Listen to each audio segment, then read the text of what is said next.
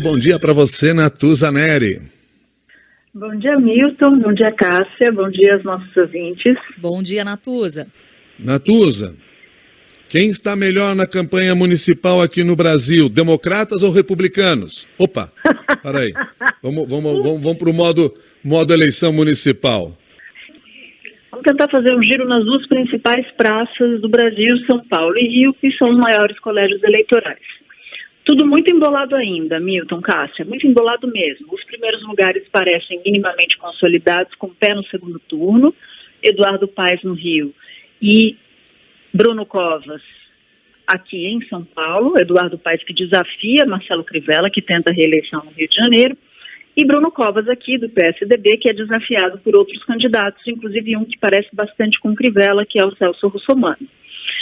Russomano, que no início da campanha veio lá em cima, estava olimpicamente na primeira posição da pesquisa, foi só derretendo.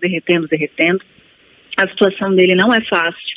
Há dúvidas, inclusive, sobre se ele será capaz de ficar no segundo turno, de ir para o segundo turno. A campanha dele está bastante tensa e vai apostar essa semana, nessa reta final.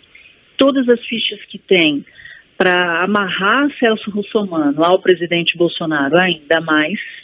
Russomano é aliado do presidente Bolsonaro, do presidente da República, e conseguiu dele alguns acenos, algumas declarações de apoio à campanha de Russomano. Então a campanha dele essa semana vai colocar uma overdose na rádio e na TV, de associação do presidente Bolsonaro com o Russomano. Mas só para vocês terem uma ideia do quanto o Russomano despencou. Bruno Covas, do PSDB, aparecia com 21%. Em seguida, 22%, 26% e agora alcançou 32%. Com a margem de erro, tem entre 29% e 35%. Em 2 de outubro, Guilherme Boulos, do PSOL, tinha 8%. Depois 10%, 13% e manteve os 13%. Na margem de erro, entre 10% e 16%. Celso Russomano, do Republicanos, tinha 26%, depois 25%, 20% e desta vez caiu para 12%. Considerando a margem de erro, tem entre 9% e 15%. Márcio França, do PSB, tinha 7%, manteve os 7%, foi a 11% e agora oscilou negativamente para 10%. Entre 7% e 13%, considerando a margem de erro. Boulos, Russomano e França estão tecnicamente empatados dentro da margem de... Então a dúvida é se ele vai conseguir estancar essa queda livre para conseguir chegar ao segundo turno. E esse apoio do presidente Jair Bolsonaro à candidatura de Russomano, de fato, o está ajudando, Natuza, tendo em vista essas quedas que ele vem apresentando nas pesquisas reiteradamente? Não, só está atrapalhando por enquanto. E há quem diga o seguinte: bom, se está atrapalhando, larga o presidente Bolsonaro, não coloca mais ele na campanha, porque ele está ajudando a acelerar a desidratação de Celso Russomano. Bom, essa é uma forma de enxergar. Outra forma de enxergar, que é a que a campanha está fazendo, é a seguinte: se a avaliação positiva de Bolsonaro é bem maior que a intenção de voto de Celso Russomano, tem um eleitor bolsonarista que não está na campanha de Russomano. Então vamos se abraçar ainda mais ao presidente Bolsonaro para que o candidato fique pelo menos mais próximo da intenção de voto, da avaliação positiva que o presidente tem na capital. Essa é uma forma de enxergar, com bastante risco. Ainda que Celso Russomano conseguisse se abraçar, se agarrar mais a Bolsonaro para melhorar esse patamar de intenção de voto, se ele chegar no segundo turno, ele vai chegar com um teto super baixo, porque a rejeição do presidente é muito alta aqui em São Paulo. Bruno Covas, do PSDB, ficaria com 52%, com a margem de erro entre 49% e 55%. Guilherme Boulos, do PSOL, teria 24% dos votos. Com a margem de erro, teria entre 21% e 27%. Brancos e nulos somam 16%. Não sabem ou não responderam são 8%. O Ibope também simulou a disputa de um possível segundo turno entre Bruno Covas e Celso Russomano. Bruno Covas ficaria com 54% dos votos. Com a margem de erro, teria entre 51% e 57%. Russomano teria 22%, com a margem de erro entre 19% e 25%. Brancos e nulos, 18%. Não souberam ou não responderam. Aí tem um aspecto, antes da gente ir para o Rio de Janeiro, um aspecto que talvez possa pesar em favor dessa decisão de Russomano se abraçar ainda mais de Bolsonaro, que é tentar concentrar um voto de direita aqui em São Paulo, numa tentativa de contrapor a Bruno Covas, que para muitos é o candidato da esquerda, ou um dos candidatos de esquerda, dentro desses discursos maniqueístas que costumamos ter nos últimos anos. Mas, enfim, talvez seja essa a expectativa, até porque os outros dois candidatos que poderiam tirar Russomano do segundo turno são candidatos mais à esquerda, mesmo que Márcio França faça aquele papel ali de tô no meio do caminho, né?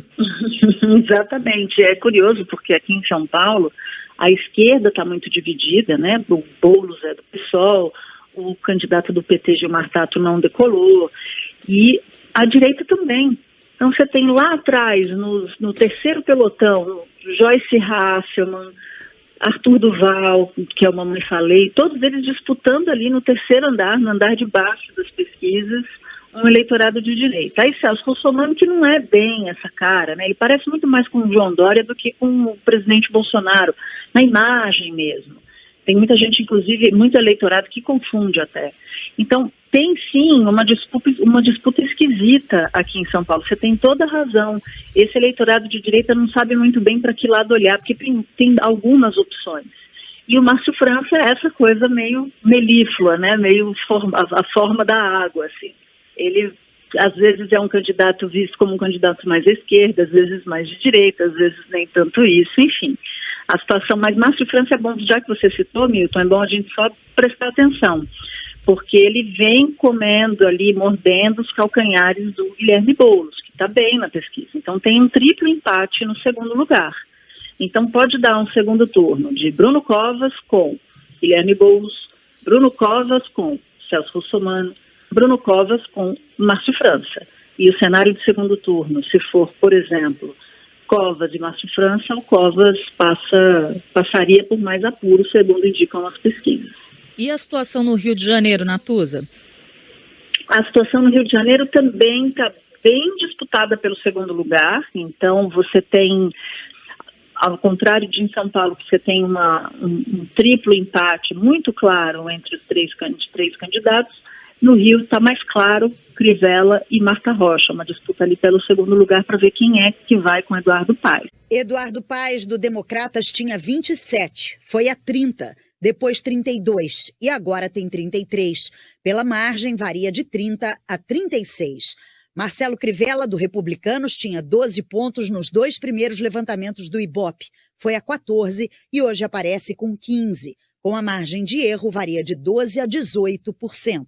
Marta Rocha, do PDT, aparecia com 8 pontos nas duas primeiras pesquisas. Depois foi a 14 e agora continua com 14, variando pela margem de 11 a 17.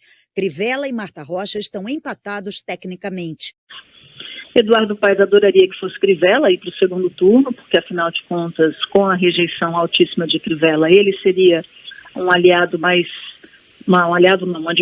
mais fácil de abater do que Marta Rocha. Eduardo Paes tem 53%, pela margem tem de 50% a 56%. Crivella aparece com 21%, variando pela margem de 18% a 24%. Brancos e nulos somam 21%, não sabem ou não responderam 4%. O Ibope fez também uma simulação entre Eduardo Paes e Marta Rocha. Eduardo Paes tem 45%, com a margem varia de 42% a 48%. Marta Rocha aparece com 32%, pela margem vai de 29% a 35%. Brancos e nulos somam 18%, não sabem ou não responderam 5%. Até porque Crivella tem 57% de rejeição, é proibitivo segundo muitos pesquiseiros. E Marta Rocha tem 11%. Então o potencial de crescimento dela é muito grande. Então, tem uma disputa no Rio pelo eleitorado de menor renda e o eleitorado evangélico, claro que é o eleitorado de Crivella e que Crivella precisa atrair mais. Então, por exemplo, entre os evangélicos, Crivella tem 32% de intenção de voto. Para quem é evangélico, isso é um patamar considerado baixo. Ele precisa atrair um pouco mais para consolidar essa sua posição no segundo lugar.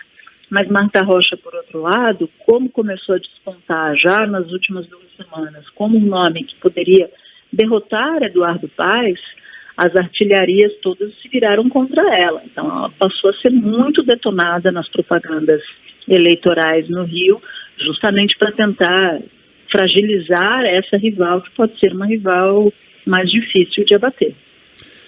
Bom, temos uma semana para isso, novas pesquisas sairão e vamos esperar para ver como o eleitor se decide no próximo domingo. Gosto sempre de ressaltar quando tratamos desse assunto, assim como você escolhe um prefeito, você tem que escolher um candidato a vereador e é bom que você pesquise bastante para saber quem merece o seu voto nessa reta. Muito obrigado, Natuza, boa semana para você.